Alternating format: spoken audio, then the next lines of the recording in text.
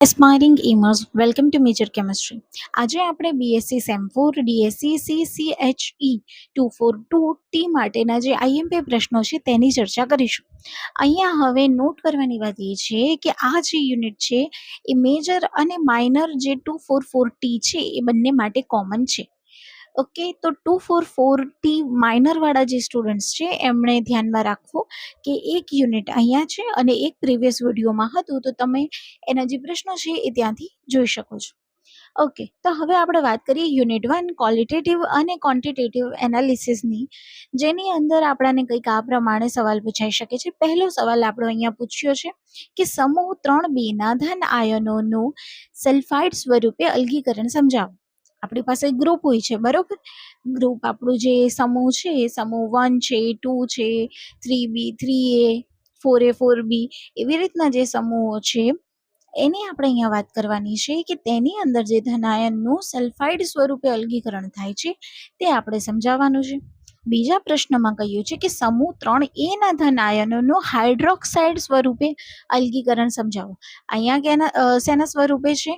Sulphide સ્વરૂપે. અહીંયા છે એ હાઇડ્રોક્સાઇડ સ્વરૂપે. થર્ડ ક્વેશ્ચનની અંદર કહ્યું છે સમાન આયન અસર. સમાન આયન જે અસર છે તે સમજાવવાની છે અને તેનું મહત્વ સમજાવવાનું છે. ફોર્થ ક્વેશ્ચનમાં કહ્યું છે આયોડોમેટ્રી અને આયોડીમેટ્રી અનુમાપન ઉદાહરણ આપી સમજાવો. અહીંયા આયોડોમેટ્રી અને આયોડીમેટ્રી જે છે એનું ઉદાહરણ સાથે બંનેના જે બી ડિસ્ક્રિપ્શન છે એ તમારે આપવાનું છે. ક્વેશ્ચન નંબર 5 ની અંદર કહ્યું છે કે સમૂહ 4 ના ધન આયનોનું ગુણાત્મક પૃથ્થકરણ કેવી રીતે કરશો તે સમજાવો. કે ભાઈ એમનું ગુણાત્મક પૃથ્થકરણ છે એ કરવાનું છે. સમૂહ 4 માટે તે તમે કઈ રીતે કરો છો, શું સ્ટેપ્સ છે એના તે અહીંયા સમજાવવાના છે. ક્વેશ્ચન નંબર 6 ની વાત કરીએ તો ક્વેશ્ચન નંબર 6 ની અંદર તમને કહ્યું છે કે દ્રાવ્યતા ગુણાકાર એટલે કે KSP એનો મિનિંગ શું થાય છે એ સમજાવો. વિસ્તારપૂર્વક સમજાવી A to B પ્રકારના ક્ષાર માટે દ્રાવ્યતા S શોધવાનું સમીકરણ તારવું. ઓકે, તો આ થઈ ગયા આપણા યુનિટ 1 ના ક્વેશ્ચન્સ. હવે વાત કરીએ યુનિટ 2 ની. યાદ રાખજો કે માઇનર વાળાને બસ ફક્ત આ એક યુનિટ અને જે પહેલા મેન્શન કર્યું હતું એ યુનિટ બંને જ આવવાના છે. અને હવે જે આપણે યુનિટ 2 થી વાત કરીએ એ માઇનર વાળા માટે નથી, એ ફક્ત મેજર વાળા માટે છે. ઓકે, તો સ્ટાર્ટ કરીએ યુનિટ 2. યુનિટ 2 આપણું એસિડ બેઝ એન્ડ રિડોક્સ ટાઇટ્રેશન્સ છે.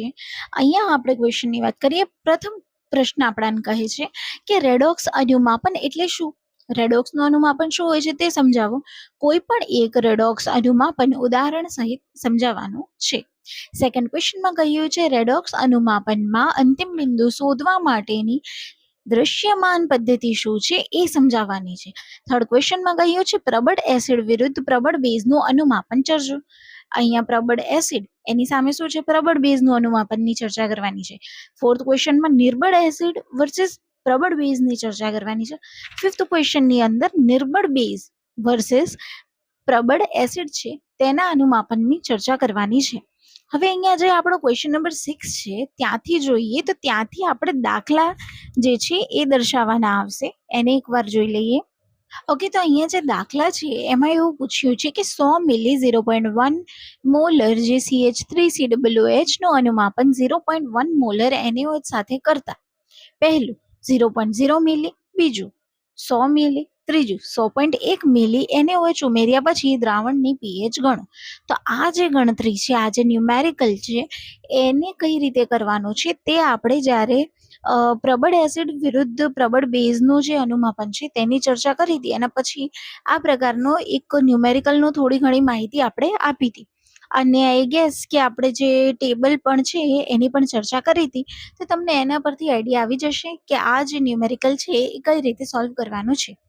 સાતમા પ્રશ્નની વાત કરીએ. સાતમા પ્રશ્નમાં પૂછ્યું છે 50 મિલી 0.12 મોલ HCl નું 0.1 મોલર NaOH સાથે અનુમાપન કરતા પહેલું 25 મિલી, બીજું 40 મિલીએ 0.1 મોલર NaOH ઉમેરતા દ્રાવણની pH ગણો. હવે અહીંયા 8મા નંબરના પ્રશ્નમાં કહ્યું છે નીચેની પ્રક્રિયા માટે સમતુલ્ય બિંદુએ પોટેન્શિયલ શોધવાનું સમીકરણ મેળવો.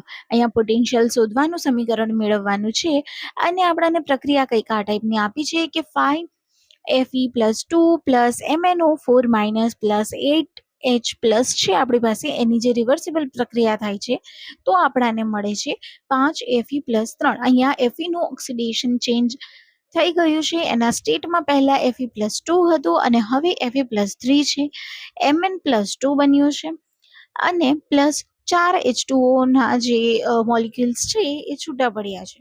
ક્વેશ્ચન નંબર 9માં આપણાને કહ્યું છે નીચે આપેલી રેડોક્સ પ્રક્રિયા માટે 25 ડિગ્રી સેલ્સિયસ તાપમાને સંતુલન અચળાંક ગણ.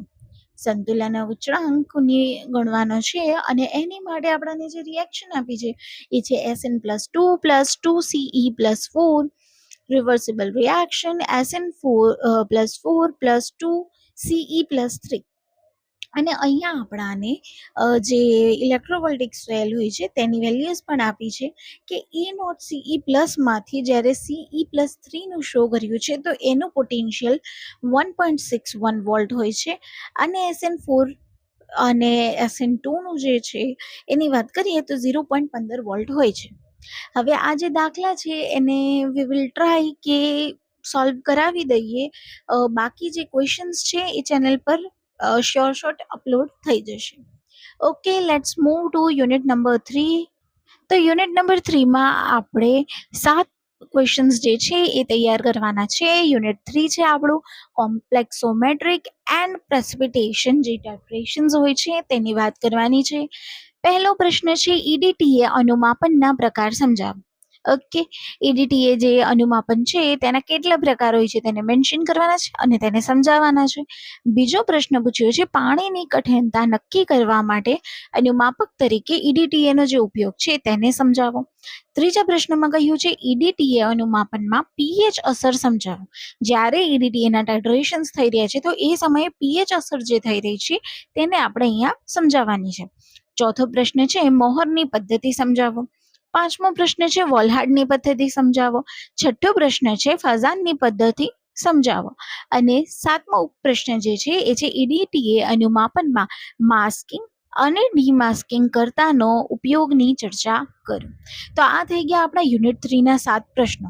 હવે વાત કરીએ યુનિટ 4ની. યુનિટ 4 છે આપણું પ્રેસિપિટેશન એન્ડ ગ્રેવિમેટ્રિક એનાલિસિસ.